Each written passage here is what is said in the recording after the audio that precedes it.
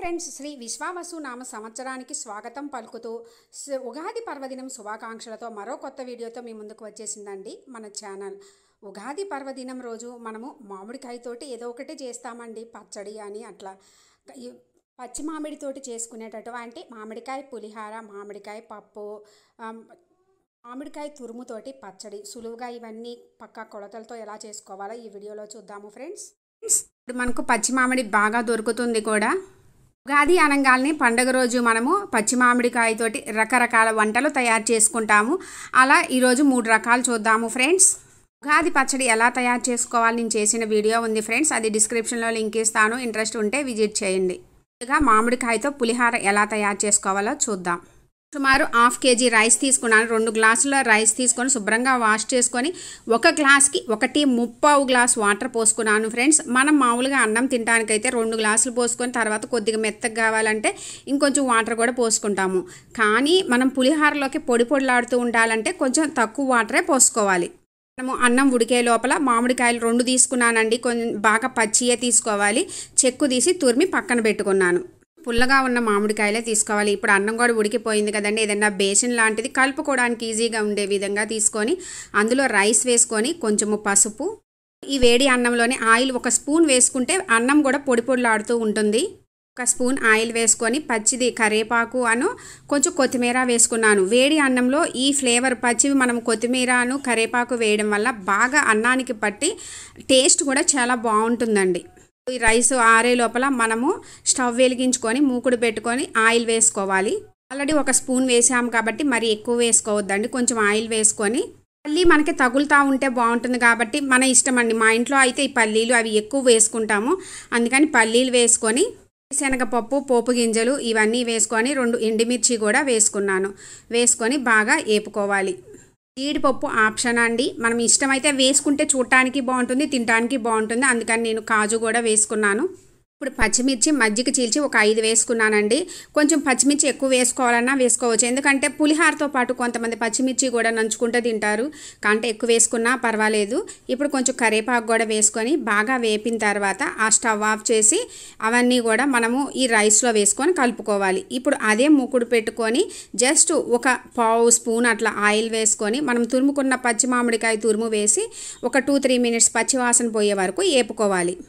అదే పోపులో కూడా మనము పచ్చి మామిడి తురుము వేసుకొని వేపుకుంటారు. అయితే ఏంటి అంటే మనకి ఈ పోపు గింజలు కానీ పల్లీలు ఇవన్నీ కూడా ఏంటంటే మెత్తగా అయిపోయి పుల్లగా తగులుతాయి. అలా కాకుండా మనం ఇలా విడిగా వేపుకోవడం వల్ల ఏమవుతుందంటే అట్లాగా క్రిస్పీగా ఉండి తింటున్నప్పుడు చాలా బాగుంటుంది. తురుములోనే కొంచెం ఇంగువ, సాల్ట్ కూడా సరిపడినంత 2 స్పూన్స్ అయితే సరిపోతుందండి, పెద్ద స్పూన్స్ తోటి వేసుకొని బాగా వేపుకొని ఆఫ్ చేసి ఇప్పుడు అన్నంలో కలుపుకోవాలి. ఇంగువ అనేది ఏంటంటే పోపులో వేసుకుంటే ఇంకా బాగుంటుంది, నేను మర్చిపోయాను అందుకని దీనిలో వేసాను.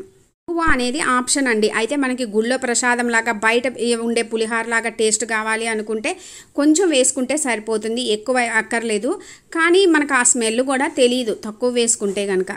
ఇప్పుడు అంతా కలుపుకున్న తర్వాత కొంచెం గట్టిగా ఇట్లా అదిమి అంతా ఒక దగ్గర పెట్టి ఉంచామనుకోండి అంతా బాగా పడుతుంది.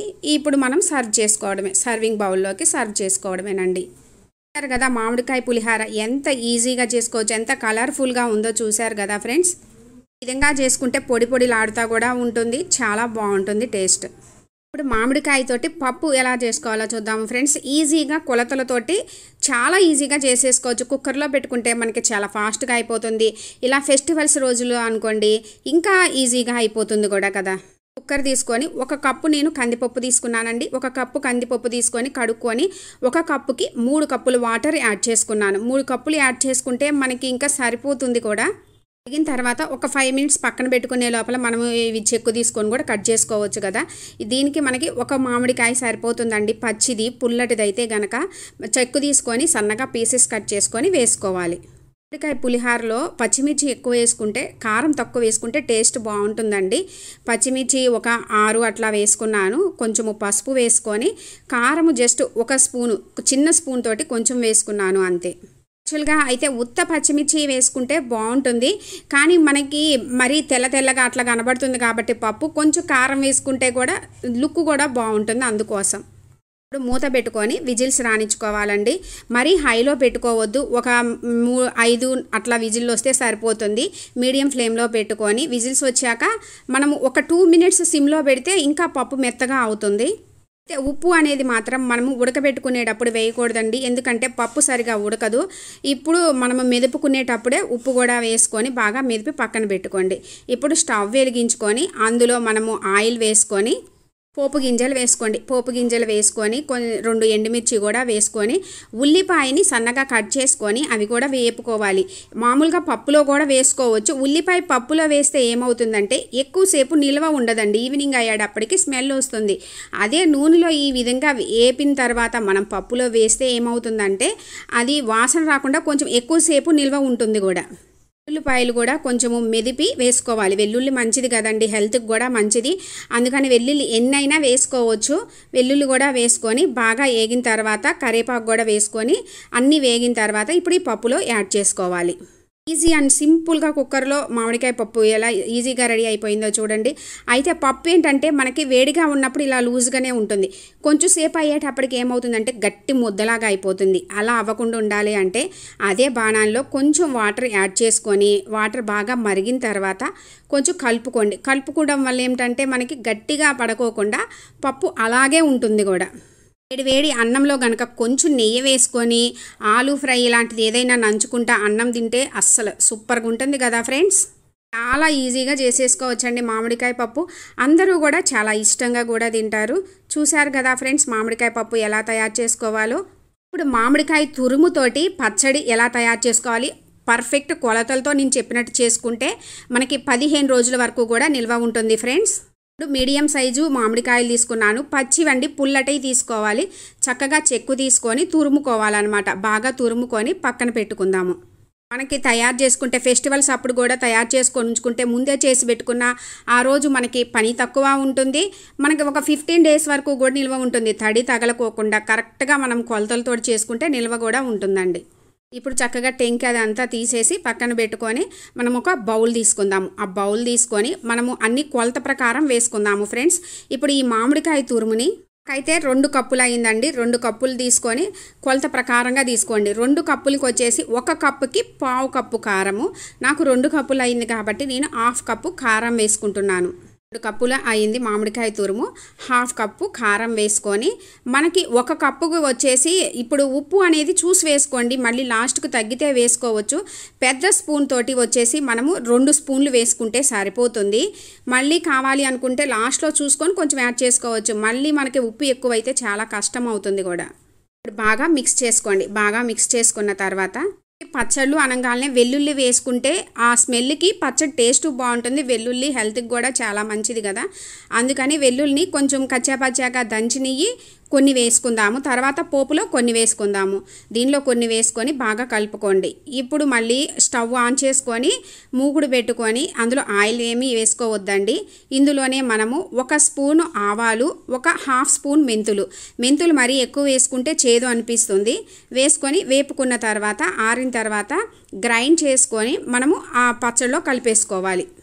ఇందులో కలుపుకొని బాగా మిక్స్ చేసుకుందాము. మిక్స్ చేసుకొని ఇప్పుడు పోపు వేసుకుందాము. మనకి 2 కప్పులు అయ్యింది కాబట్టి ఆయిల్ 1/3 కప్పు వేసుకుంటే సరిపోతుందండి. ఆయిల్ 3/4 కప్పు వేసుకొని అందులో పోపు గింజలు అన్నీ వేసుకోండి. వేసుకొని మనకి ఎండుమిర్చి కూడా వేసుకోవచ్చు. ఏంటంటే ఒక 4-5 వేసుకున్నా పర్లేదు.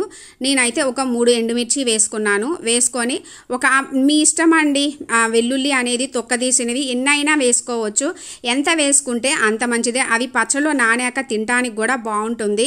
వెల్లుల్లి వేసుకున్న తర్వాత కరివేపాకు కూడా వేసుకొని స్టవ్ ఆఫ్ చేసుకొని పక్కన పెట్టుకోండి. అయితే వేడిది పచ్చళ్ళలో వేయొద్దు, ఎందుకంటే వేస్తే నిల్వ ఉండదు. అందుకని ఆరిన తర్వాత మాత్రమే పచ్చళ్ళలో కలుపుకోవాలి. ఈ విధంగా బాగా మిక్స్ చేసుకొని మనకి ఆరిపోతుంది కదండి, ఏది ఆల్రెడీ మనం పోపు ఆరిపోయింది కలుపుకుంటాం కాబట్టి ఇప్పుడు ఏదైనా స్టోర్ చేసుకోవడానికి మూత ఉన్నది ఏదైనా తీసుకొని అందులో స్టోర్ చేసి పెట్టుకోండి. మీకు తడి అనేది తగలకోకుండా ఉంటే గనక మ్యాక్సిమం 15 డేస్ అయితే పక్కా మనకి నిల్వ ఉంటుంది. ఒకవేళ మనకి నూనె తక్కువగా అనిపించింది అనుకోండి, కొంచెం వేడి చేసుకొని ఆరిన తర్వాత కలుపుకోవచ్చు. చక్కగా ఈ పచ్చడిని వేడి అన్నంలో చక్కగా కొంచెం పచ్చడి వేసుకొని నెయ్యి వేసుకొని కలుపుకొని తింటే గనక అబ్బా అస్సలు ఆ రుచి మర్చిపోలేమండి. అంత బాగుంటుంది. తినాలి అనుకునే దానికన్నా కూడా ఎక్కువ తినేస్తాం. చూసారు కదా ఫ్రెండ్స్, మామిడికాయ తురుముతోటి ఎంత ఈజీగా చేసుకోవచ్చో. ఈ 3 రెసిపీస్ మీకు నచ్చినట్లయితే మీరు ట్రై చేసి ఎలా ఉన్నాయో నాకు కామెంట్ సెక్షన్లో మీ యొక్క ఒపీనియన్ చెప్పండి friends. Thanks for watching friends.